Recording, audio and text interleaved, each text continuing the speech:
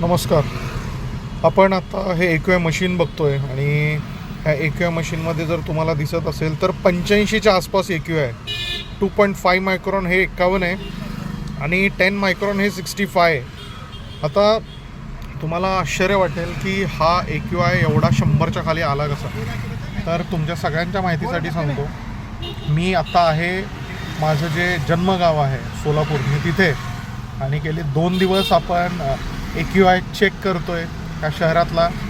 हा मॅक्झिमम म्हणजे हा देखील वर्दळीचाच रस्ता आहे, शहरीकरण बघू शकतो आजूबाजूला. या ठिकाणी देखील एक्यू आय हा 150च्या आसपासच आहे. आज सकाळच्यापासनं तर हा अजून कमी होता, आत्ता 85 दिसतोय. ठीक आहे, पण पुण्याच्या अगदी जवळच असलेलं हे आणखीन एक शहर आहे. पण इथे जर एक्यू आय हा सॅटिस्फॅक्टरी लेवलला असू शकतो किंवा ॲव्हरेज कॅटेगरीमध्ये असू शकतो 150च्या आसपास, तर मग हे पुणे पिंपरी चिंचवडला का होत नाही. हा व्हिडिओ बनवण्याच्या पाठीमागचं एकमेव कारण असं आहे की पिंपरी चिंचवड जिथे आपण एक्यू आय बघतो जो 300च्या पार गेलेला आहे, आणि त्याचं एकमेव कारण असं आहे की इंडस्ट्रीयल झोन आहे.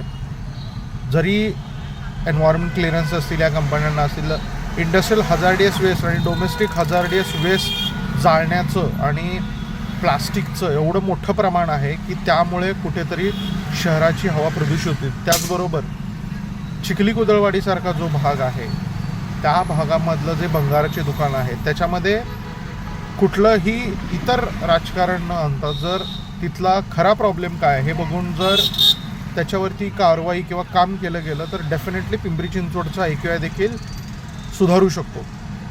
जर प्रशासनाने प्रामाणिक काम करणाऱ्या पर्यावरणातल्या कार्यकर्त्यांना विश्वासात घेऊन जर एक एअर ॲक्शन प्लॅन करायचं ठरलं तर 100% ह्याच्यामध्ये फरक पडलेला दिसेल.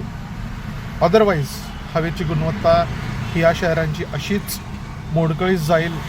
सार्वजनिक वाहतूक असेल, कचरा जाळण्याचा प्रकार असेल, भंगार जाळण्याचे प्रकार असतील, शहरातलं ग्रीन कव्हर असेल, हे प्रामाणिकपणे जे आहे ती सद्यस्थिती स्वीकारून पुढे काय करता येईल ह्याच्याकडे कुठेतरी लक्ष दिलं पाहिजे. धन्यवाद. जय हिंद, जय महाराष्ट्र, जय पर्यावरण.